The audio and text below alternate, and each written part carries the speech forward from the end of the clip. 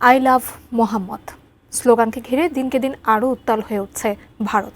ফলে মুসলিম সম্প্রদায়ের বিরুদ্ধে ব্যাপক দমনপীড়ন চালাচ্ছে মোদী সরকার।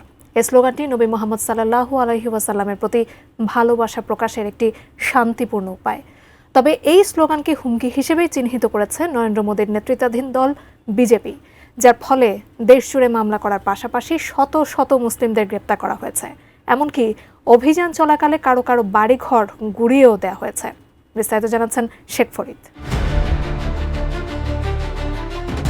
ভারতে এক মাস ধরে নরেন্দ্র মোদীর দল বিজেপি শাসিত রাজ্যগুলোতে একের পর এক অভিযান চালাচ্ছে পুলিশ।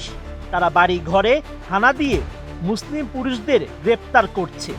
এমনকি অভিযান চলাকালে কারো কারো বাড়ি ঘর গুঁড়িয়ে দেওয়া হয়েছে। গ্রেপ্তার ব্যক্তিদের কথিত অপরাধের সূত্র একটি পোস্টার, টি শার্ট বা সামাজিক মাধ্যমে মহানবী হযরত মুহাম্মদ সাল্লাল্লাহু আলাইহি ওয়াসাল্লামের প্রতি ভালোবাসা প্রকাশ করে লেখা আই লাভ মোহাম্মদ সাল্লাল্লাহু আলাইহি ওয়াসাল্লাম।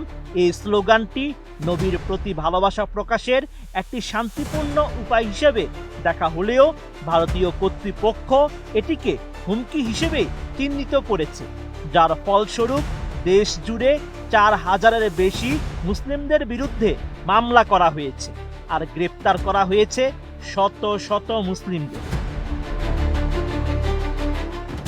আমি বুঝি নির্মাণের শিল্প, সালাম স্টিল বোঝে ডিউরেবিলিটি। সালাম স্টিল, মোস্ট ডিউরেবল স্টিল। এক প্রতিবেদনে আল জাজিরা জানায় 2025 সালের 4 সেপ্টেম্বর উত্তরপ্রদেশের কানপুর শহরে মুসলিমরা ঈদে মিলাদুন্নবী উপলক্ষে আই লাভ মোহাম্মদ লেখা একটি বিলবোর্ড স্থাপন করে। এটি আই লাভ নিউ ইয়র্ক সাইনবোর্ডের অনুকরণে তৈরি করা হয়েছিল। স্থানীয় কিছু হিন্দু এই বিলবোর্ড নিয়ে আপত্তি জানায়। পরে পুলিশ ধর্মীয় উত্তেজনা উস্কে দেওয়ার অভিযোগে 2 ডজনেরও বেশি মুসলিমদের বিরুদ্ধে মামলা দায়ের করে। এই ঘটনাকে কেন্দ্র করে ভারতের কানপুরের দেশটির পুলিশের পদক্ষেপের বিরুদ্ধে বিক্ষোভ শুরু করে মুসলিমরা। পরে এই প্রতিবাদ উত্তরপ্রদেশের বেরিলি, গুজরাটের গোধরা, মহারাষ্ট্রের মুম্বাই, তেলেঙ্গানা, হায়দ্রাবাদ সহ বিভিন্ন রাজ্যে ছড়িয়ে পড়ে। বিক্ষোভকারীরা আই লাভ মোহাম্মদ লেখা পোস্টার, টি শার্ট পরিধান এবং সামাজিক মাধ্যমে পোস্ট করে প্রতিবাদ জানায়। এই আন্দোলনকে কেন্দ্র করে পুলিশ 4500-রও বেশি মুসলিমদের বিরুদ্ধে মামলা দায়ের করে এবং 285 জনকে গ্রেপ্তার করেছে। এছাড়া ভারতের উত্তরপ্রদেশের বেরিলি শহরে আই লাভ মোহাম্মদ আন্দোলনের সঙ্গে সংশ্লিষ্টতার অভিযোগে মাওলানা তৌকির রাজার বাড়ি বুলডোজার দিয়ে গুঁড়িয়ে দেওয়া হয়। গুজরাটের গোধরায় I love Mohammad poster share করার অভিযোগে যুবক জাকির জাভাকে গ্রেপ্তার করা হয় এবং তাকে শারীরিক নির্যাতনের শিকার হতে হয়।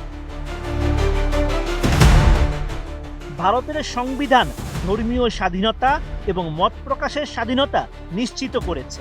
তবে আই লাভ মোহাম্মদ স্লোগানকে কেন্দ্র করে মুসলিমদের বিরুদ্ধে মামলা ও গ্রেপ্তারের ঘটনা এই মৌলিক অধিকার লঙ্ঘনের ইঙ্গিত দেয়।